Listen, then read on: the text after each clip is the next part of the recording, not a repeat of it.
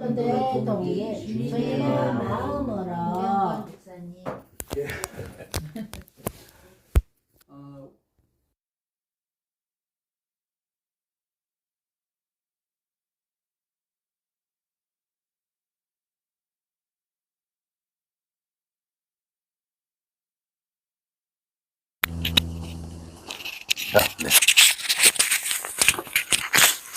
전도와 양육으로 열매 맺는 2024년이 됩시다라고 우리가 표를 정하고 이 가치를 위해서 이제 함께 달려나가기를 하나님 앞에 결단하고 그랬습니다. 어떻게 잘들 하고 계십니까? 네. 잘들 하려고 지금 시동 걸려고 준비하고 계시는 거죠? 그래서 제가 이제 우리 최 집사님 시동만 걸리면 이제 끝장입니다. 이제 좋습니다. 그래서 제가 이걸 표로 이렇게 하면서 여러분들이 혹시 느끼셨는지 모르겠지만 제가 설교를 하면서 제일 좀 염두에 두고 있는 것은 항상 그렇습니다. 그냥 이렇게 사십시오라고 얘기하고 끝나는 그런 설교는 제가 좀 지향하거든요. 그래서 항상 내가 먼저 좀 실천하고, 그래서 실천한 것들을 바탕으로 해서 이렇게 같이 살았으면 좋겠습니다. 그렇게 말씀을 드리는데, 이걸 또 이제 정하고 나니까 어떻게 합니까? 제가 모범을 보여야 되지 않습니까? 그죠?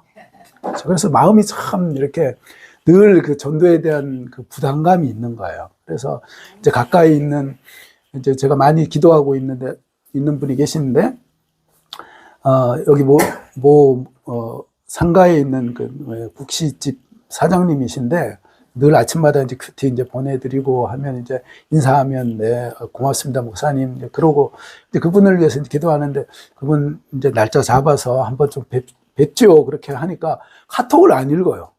잘 읽다가 카톡을 안 읽고 가서 이렇게 기다리는데 문이 잠겨 있고 하루 종일 잘 열려 있던 문이 하루 종일 닫혀 있고 물론 뭐 어떤 이유가 있었겠죠. 그날 뭐 바쁜 일이 뭐 일부러 피하고 이제 그런 건 아닌데, 어쨌든 뭐예요? 이렇게 복음 전도, 우리가 전도를 하려고 하다 보면 방해들이 있고, 그렇죠? 갔다가 지금도 몇 번 이렇게 헛걸음한 줄 모릅니다. 그럼에도 불구하고, 그렇죠? 우리가 전도를 해야 되기 때문에, 그렇죠? 그런 부담감 때문에, 그렇죠? 어쨌든 그 영혼도 주님이 사랑하시는 분이니까, 그렇죠? 그래서 주님께로 인도해야 되겠다라고 한 그런 마음으로 그렇게 이제 전도에 집중을 하고 있습니다. 그런데 제가 오늘 칼럼 아마 보신 분들은 아시겠지만 어제 참 일이 많았습니다. 결혼식도 있고 또 그 오후에 이제 저와 제 아내가 많이 이제 기도했던 VIP가 한 분 계세요. 그분이 뭐 세상적으로 정말 괜찮은 삶을 사시는 분이에요. 그래서 남편이 그 외국의 주재원으로 저 유럽 쪽에 그 주재원으로 가 있고 아들들도 외국에서 다 공부하고 그러니까 뭐 먹고 사는데 뭐 부족함이 없죠. 그리고 아주 정말 똑부러지는 분이에요. 근데 이제 암 투병을 하면서 이제 참 마음이 이렇게 많이 좀 부드러워졌습니다. 그럼에도 불구하고 어떤 이야기들을 하면 정말 똑부러져요. 그래서 이제 그분을 위해서 하나님 복음을 전할 수 있도록 은혜를 주십시오라고 계속 기도해서 어제 이제 드디어 만났어요.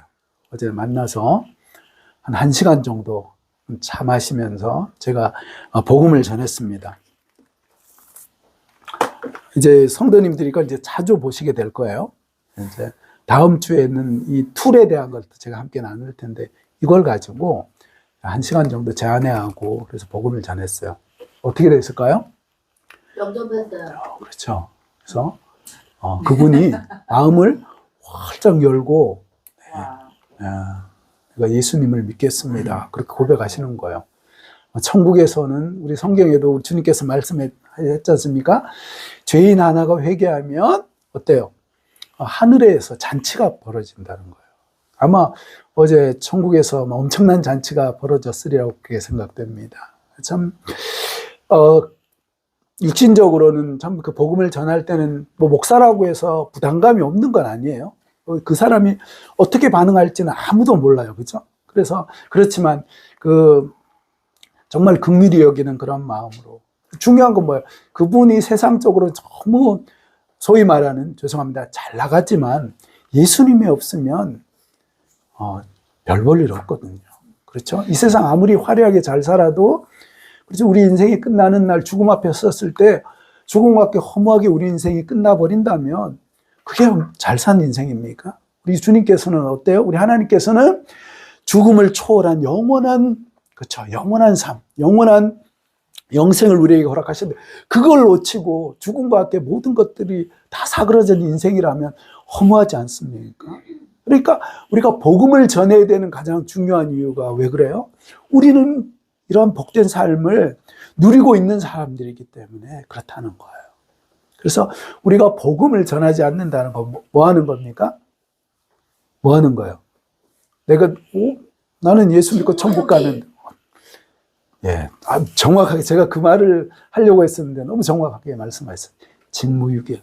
전에 우리가 세월호가 침몰하고 가라앉을 때 한 사람을 엄청나게 욕했어요. 누구예요? 선장. 그렇죠. 자기 살겠다고 생떼 같은 아이들 그 300여 명을 뒤로 하고 자기 살겠다고 그냥 그 피난선에 올랐다는 거예요. 그러니까 우리가 예수 믿는 우리에게도 우리 주님께서 말씀하시는 거 어때요? 복음을 어때요? 전해야 된다는 거죠. 복음을 전해야 돼요. 그런데 이거 복음을 전하지 않으면 우리는 영적인 직무유기를 한다라고 주님께서 우리에게 말씀하고 있다는 겁니다. 자, 오늘 여기 말씀해 보면 우리가 전도를 해야 되는데, 그러면 전도를 해야 된다라고 하는 것에 대한 것은 뭐 다 동의하시죠? 아멘이십니까? 네. 그렇죠. 자, 그러면 왜 전도를 해야 되는가라고 하는 것에 대한 것들을 오늘 말씀을 통해서 잠깐 함께 살펴보도록 하겠습니다. 그 동기가 무엇인가? 무엇 때문에 우리가 전도를 해야 되는가? 자, 또 한번 처음부터 쭉 한번 읽으시고 빨간색을 다시 한번 읽도록 하겠습니다. 시작. 예수께서는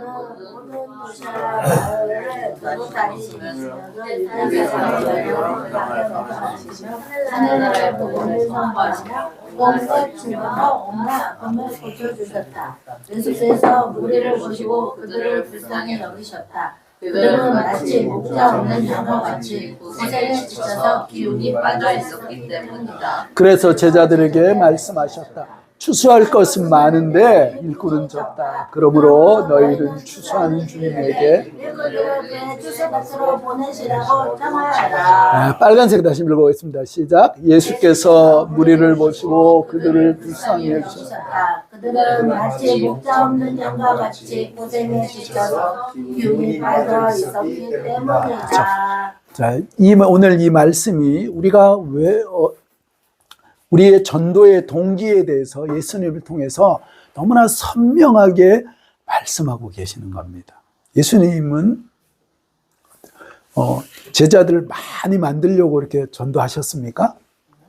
어떤 세력을, 로마 세력을, 그 당시에 로마 제국을 무너뜨리기 위해서 어떤 제자들을 키우고 자신의 어떤 세력화한 거 그런 거 아니지 않습니까? 예수님의 동기는 뭐예요? 보십시오. 불쌍히 여기심이라는 거예요. 자, 조금 더 이 말씀을 보도록 하겠습니다. 예수님께서 이 땅 가운데 오셔서 크게 3대 3가지 사역을 하셨어요. 예수님의 30년은 요셉의 아들로, 그죠? 그 가정을 세우고 가정의 가장으로서의 그 역할들을 잘 감당하셨다는 겁니다. 그리고 이제 하나님의 부르심 앞에서 3년의 공생애를 사시면서 하셨던 일은 크게 3가지라는 겁니다. 자, 그게 뭐죠? 그렇죠. 가르치시고, 선포하시고, 치료하시는 그런 사역을 했다는 겁니다. 자, 여기 한번 보십시오. 자, 35절 뭐라고 그래요? 다니시면서 여러 회당에서 뭐 하셨어요? 가르치셨다는 거예요. 그리고 복음을 선포하시고 질병을 고쳐주셨다는 거예요. 그래서 예수님의 사역을 3가지 사역으로 정리하시오라고 혹시나 신학교에서 시험을 이렇게 볼 경우가 있으면 뭐라고 하면 돼요? 바로 가르침과 선포와 치유의 사역을 하셨습니다. 이렇게 하면 됩니다. 그래서 보통 많은 교회들 보면 교육하는 교회, 전도하는 교회, 치유하는 교회 이렇게 해서 교회 표를 만들기도 해요. 이것은 그만큼 예수님의 그 사역이 교회가 또 해야 되는 그런 마땅한 사역이다라고 하는 것들을 잘 보여준다는 겁니다. 그런데 여러분 이 세 가지 사역을 하는 데 있어서 예수님께서 이 사역을 감당하는 데 있어서 그 힘의 원천, 그 동기가 무엇인가라고 하는 것을 우리가 잘 살펴보는 것 중요하다는 겁니다. 이것이 곧 전도의 그쵸, 동기가 될 수 있다는 거예요. 바로 그것은 뭐예요? 이 기초와 같은 것이 예수님의 한 가지 마음이라는 거예요. 여러분 그 마음이 어떤 마음이었을까요? 예수님이 어떤 마음으로 가르치시고, 그죠? 하나님 나라에 대해서 가르치시고, 그죠? 천국의 복음을 선포하시고, 약한 사람들, 병자들, 귀신 들린 사람들을 치료하시는 그 사역을 어떤 마음으로 하셨을까요? 불쌍히 여기는. 그렇죠? 내가 메시아야. 내 능력 한번 볼래? 그러고 나서 나서봐! 이러고 이제 뭐 자랑하거나 그러지 않았다는 거예요. 우리 예수님은 뭐예요? 그렇죠? 긍휼히 여기는 마음. 자, 보겠습니다. 자, 또 한번 읽어보겠습니다. 30절 시작. 예수께서 그들을 불쌍히 여기셨다. 그들은 마치 목자 없는 양과 같이 고생에 지쳐서 기운이 빠져 있었기 때문이다. 그렇죠. 36절 말씀인데, 그렇죠. 불쌍히 여기셨다는 거예요. 이 말은 이 헬라어는 우리의 그 내장을 이야기하는 그런 단어인데, 특별히 뭐 우리가 이렇게 마음이 이렇게 그 많이 쓰인다라고 할 때 어떤 단어를 어떤 말을 합니까? 보통 애간장이 탄다, 녹아내린다라고 하는 거죠. 근데 지금 이 헬라어의 뜻이 바로 내장, 창자라고 하는 그런 말이라는 거예요. 그래서 우리 주님께서 불쌍히 여기셨다라고 하는 이 말의 뜻이 뭐냐면 이것은요, 단장에, 그러니까, 그쵸, 장이 끊어지는, 내장이 다 녹아내리는 그러한 고통을 가지고, 그쵸, 인간들의, 그쵸, 그 본질적인 그 아픔에 대해서 그걸 보셨다는 거예요. 그래서 그들이 어땠습니까? 그들 불쌍히 여겼는데 마치 뭐예요? 목자 없는 양과 같은 거예요. 여러분, 양이 어떤 짐승입니까? 양은 혼자 이렇게 두면요, 그게 독립적이고 자주적인 그런 동물이 아니라는 겁니다. 그렇죠? 그냥 두면 뿔이라든지 발톱이 어때요? 이게 파고들어서 뇌를 찔러서 이렇게 죽고 만다는 거예요. 발톱 같은 경우도 손질해 주지 않으면 보통 뭐 개라든지 이런 뭐 동물들은 웬만하면 자기가 독수리도 그렇고 그 발톱을 정리하고 그러지 않습니까? 그런데 이 양은 순진해서 그러고 있다가 죽는다는 거예요. 그러니까 목자가 없으면 안 된다는 거예요. 그리고 뿐만 아니라 양은 시력이 너무 안 좋아가지고요, 바로 코앞도 잘 안 보인다는 거예요. 그래서 어때요? 목자가 인도해 주지 않으면 구렁텅이에 빠지고 절벽에 떨어지고 그래서 죽을 수밖에 없는 그런 특성이라는 거예요. 그런데 목자가 없는 양이라면 어떻습니까? 참 비참하고 그 앞날을 알 수 없는 그런 상황이라는 거예요. 그래서 마치 하나님 없는 인생이 목자 없는 양과 같은 그렇다라고 하는 것을, 그런 현실을 우리 주님께서 보셨다는 거예요. 여러분 보십시오. 여러분 예수님만 믿고 그렇게 사셨을 때 살만하셨습니까? 어땠습니까? 그때는 그냥 이게 사는 건가 봐 라고 그렇게 살았지만 지금 어때요? 우리가 믿음을 가지고 하나님의 자녀가 돼서 하나님께서 주시는 이런 보호와 축복과 은총을 생각하면, 야, 진짜 내가 무슨 정신으로 살았나라고 고백할 수밖에 없는 것이 구원받은, 그렇죠, 우리의 고백이라는 거예요. 내가 열심히 산다고 했지만, 그렇죠, 그게 죽는 길도 모르고 그러고 살았다는 거예요. 자기 고집대로 그냥 그렇게 살다가 넘어지고 깨지고, 그렇죠, 그러고 살았다는 거예요. 그러니까 고생에 지쳐서 그들이 다 이렇게 넉다운이 된 그런 상황이라는 거예요. 그러니까 하나님을 만나지 못하고 거듭나지 못한, 그렇죠?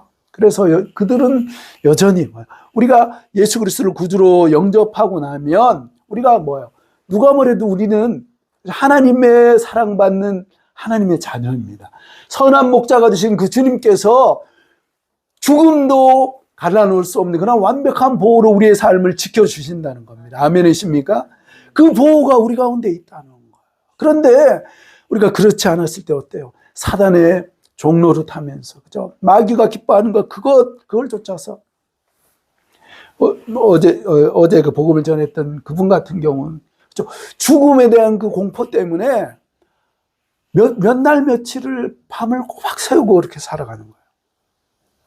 갑자기 찾아오는 그 암으로 인해서 자기가 마인드 컨트롤을 아무리 해도 어때요? 그게 됩니까? 마인드 컨트롤이 돼서 안 되지 않습니까? 그런 두려움 가운데 있었다는 거예요. 그런데 분명한 것은 예수 그리스도를 영접하고 나면요. 예수 그리스도를 영접하고 나면 그 죽음의 공포가 더 이상 그를 주장하지 못하게 되는 줄로 믿습니다. 아멘이십니까? 그렇죠. 우리 하나님께서 분명히 말씀합니다. 천사들이나 권세자들이나, 그렇죠? 생명이나 높음이나 기쁨이나 그 어떤 피조물도 우리를 하나님의 사랑 안에 있는, 그 그리스도의 사랑 안에 있는 하나님의 사랑에서 우리를 끊을 수 있습니까? 없습니까? 없어요. 끊을 수가 없다는 거예요. 이 보호가 우리 가운데 있다는 거예요. 그래서 주님 앞에 우리 나와 하나님의 자녀가 된 백성 가운데는 더 이상 그런 삶이 해당 사항이 없다라는 것을 기억할 필요가 있다는 겁니다. 얼마나 감사합니까? 그래서 우리가 전도를 하게 될 때 여러분 어떤 마음을 해야 될까요? 자, 보십시오. 혹 가다가 이런 분들이 계세요. 목사님들이 전도하십시오. 막 그렇게 하면 여러분은 혹시 어떠셨습니까? 제가 2024년은 전도와 양육입니다라고 했을 때, 야, 이제 더미석교회 목사님도 이제 교회 키우려고 하나 보다. 혹시 그런 마음 있으셨습니까? 아니요. 감사합니다. 근데 안타깝게도 복음 전도의 이 대사명은 분명히 우리가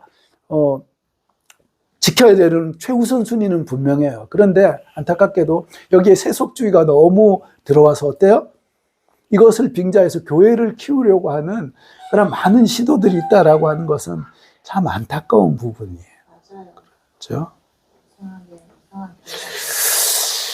근데 우리가 복음을 전해야 되는 가장 중요한 이유는 다른 그 목적, 그걸 다 떠나서 그 동기가 복음 전도, 우리가 왜 옆에 있는 분들을 구원하고 내 자녀들을, 그렇죠? 내 사랑하는 친구들을, 내 동료들에게 왜 복음을 전해야 됩니까? 우리 왜 크게 빨리 해서 작은 공간에서 벗어나서 진짜 우리도 뭐 번듯한 건물 짓고 그런 목적, 그거 아니지 않습니까? 그거 아니잖아요. 그렇죠?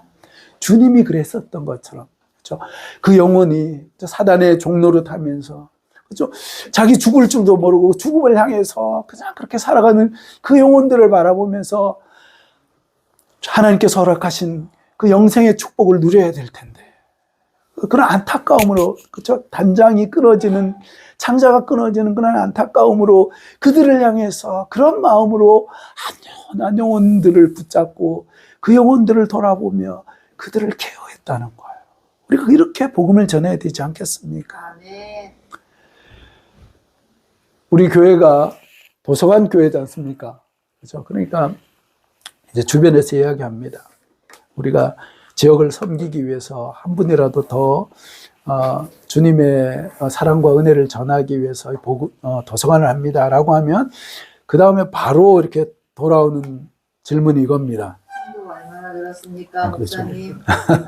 5년 했다는데 성도 얼마나 늘었어요? 1년에 두 꽉 명씩이요. 찼습니다. 그래서 꽉 찼습니다. 그래서 이걸 무시할 수는 없지만 중요한 건 뭐예요? 우리의 어떤 가치 척도가 너무 실용적이 됐다는 거예요. 그렇지 않습니까? 너무 실용성이 있는 거예요. 저도 처음에 이 질문을 받았을 때 처음에는 마음이 좀 불편하더라고요. 내가 지금 이거 뭐 하고 있지? 나 지금 잘하고 있는 거 맞는가? 뭐 보면 잘 되는 교회들 1년 만에 막 100명이 되는 교회도 있는데 나는 이거 능력이 너무 참 부족해서 이런 목사인가? 뭐 하여튼 별 생각을 다 했다는 거예요. 그런데 제가 정리를 했습니다. 감사합니다. 정리를 했습니다. 우리의 부르심은요. 제가 전에도 한번 나눴죠? 그렇죠. 성공이 아니라 섬김이라. 성공이 아니라 섬기네. 제가 그런 마음으로 이렇게 있을 때 한 번은 이제 우리 도서관 우리 교회에서 행사를 하는데 웃음소리가 이렇게 막 흘러나오는 거예요. 그걸 보면서 그렇구나. 참 이 공간이 아니었으면 여기 무슨 학원이라든지 그죠? 다른 공간이었으면 영리를 추구하고 뭐 돈 벌기 위해서 그랬겠지만 그거 아니지 않습니까? 우리가 교회로 지역사회를 섬기면서 그분들이 그런 프로그램을 하면서 너무 행복해 하시는 그런 모습들을 보면서 하나님께서 정말 기뻐하시는 거예요. 그렇죠? 그래서 우리는 예수님이 그랬지 않습니까? 예수님이 그랬지 않습니까? 예수님이 뭐라고 그러셨어요? 이 글씨가 좀 깨졌네요. 한번 읽겠습니다. 인자가 온 것은 성경을 받으라 하냐 자기 목숨을 많은 사람의 대신으로 주리라. 그렇죠. 예수님의 그 3년의 공생애를 실용적인 관점에서 본다 그러면 이건 진짜 뭐 답이 안 나오는 거예요. 그렇죠. 겨우 3년에서 사역을 했는데 수제자라고 하는 자도 예수님 십자가에 달리니까 막 나 살겠다고 나 모른다고 저주하고 도망가고 좀 뿔뿔이 다 흩어졌다는 거예요. 경제학적인 어떤 그런 계산으로는 완전히 망한 거예요. 그렇지만 우리 주님께서는 뭐예요? 끝까지 사랑하셨다는 거예요. 자, 우리의 마음속에 이걸 잘 새기면 좋겠습니다. 자, 뭐라고요? 성공이 아니라 섬김입니다. 우리가 전도하는 것, 우리 교회 크게 만들 그게 아니라 그 열매는 주님의 몫입니다. 중요한 것은 우리가 어때요? 그것을 열매를 목적으로 해서 살아가는 것이 아니라 그렇죠? 그 자리에서 여전한 섬김으로 그렇죠? 그 자리를 묵묵히 지킬 때 그 열매는 주님께서 허락하신다는 그 믿음을 우리가 분명히 세우는 것, 그게 중요하다는 겁니다. 아멘이십니까? 아멘. 옆에 있는 분하고 또 한번 인사하겠습니다. 성공이 아니라 섬김입니다. 성공이 아니라 섬김이다. 그렇죠. 그래서 이 섬김의 과정에는 참 많은 시간도 필요하고요. 때때로는 물질도 요구되고 많은 눈물이 요구됩니다. 그런데 우리가 위로받는 건 주님께서 그렇게 우리의 좋은 모델이 되셨잖아요. 주님께서 묵묵히 그렇게 섬겼던 그 주님을 닮아서 이렇게 섬기며 나아가는 우리 공동체가 됐으면 좋겠습니다. 네. 이런 동기로 우리가 우리 주변에 있는 믿지 않는 그 분들에게 어찌하든지 복음을 전하고 참 그를 주님께로 초청하는 우리 모두가 되셨으면 좋겠습니다. 마지막 이야기를 드리고 마치겠습니다. 우리 주님께서 37절과 38절에 이렇게 말씀하셨어요. 자, 한번 읽어보겠습니다. 시작. 그래서 그 제자들에게 추수할 것은 많은데 일꾼이 적다. 그러므로 너희는 추수하는 주인에게 일꾼들을 추수받아서 보내라. 이 성경을 잘못 이해를 하면 많은 추수한 일꾼들을 보내주십시오라고 하는 그런 일차적인 의미로 이렇게 해석할 수가 있는데 보다 더 본질적인 것은 뭐냐면요. 추수할 때가 가까워왔다라고 하는 것은 어떤 의미인가 하면 시기가 이제 얼마 남지 않았다는 거예요. 이 이야기가 뭐냐면 그럼 주님 뭐 이제 금방 오시나? 그런 이야기가 아니고 어떤 거냐면 우리가 주님 앞에 설 날이 그렇죠? 각자가 아무도 모른다는 거예요. 그렇죠? 어제 그렇죠? 이렇게 멀쩡하게 살았던 분이 그 다음날 뉴스 보면 갑자기 돌아가신 그런 사례들이 엄청나게 많다는 거예요. 우리가 그러니까 개인적인 종말은 크게 두 가지가 있죠. 우주적 종말이 있어요. 그렇죠? 세상이 끝나는 날이 있다는 겁니다. 주님께서 다시 재림하시는 영광의 주로 오시는 그날은 세상이 끝납니다. 그런데 또 하나의 종말이 그게 바로 개인적 종말이라는 겁니다. 이 종말은 언제 올 줄 모른다는 거예요. 그래서 우리가 부지런히 복음을 전해야 되는 중요한 이유가 그렇죠. 이 추수할 때가 언제일 줄 모른다는 거예요. 그래서 우리가 부지런히 전해야 되는데 중요한 건 여기에 추수한 일꾼이라고 하는 것은 어떤 스킬 그런 것들이 아니라 그렇죠. 주님의 마음을 품은 신실한 그 사람들을 보내달라고 뿐만 아니라 그 사람이 내가 될 수 있도록 우리가 기도해야 된다는 겁니다. 아멘이십니까? 아멘이시죠? 네. 그렇죠. 윌리엄 부스 얼마 전에 자선 낭비 딸랑딸랑 할 때 바로 그 구세군이거든요. 처음에 구세군이 생겼을 때 참 여러 많은 핍박이 있어요. 저 이단 아닌가. 너무 도드라지게 신앙생활을 하는 것처럼. 왜? 구세군이라고 하면 군이 뭡니까? 군대처럼 예수님의 군사처럼 그렇게 신앙생활을 하는. 그래서 당시 영국 사회에 큰 충격을 주었던, 좋은 면에서 영적인 충격을 주었던 그런 곳인데 이를 만든 분이 윌리엄 부스라고 하는 분인데 이분이 이런 참 귀한 말을 했습니다. 뭐라고 얘기했냐면 다 보십시오. 자, 같이 한번 읽어보겠습니다. 시작. 어떤 사람의 야망을 줄이고 어떤 사람의 야망을 어떤 사람의 야망을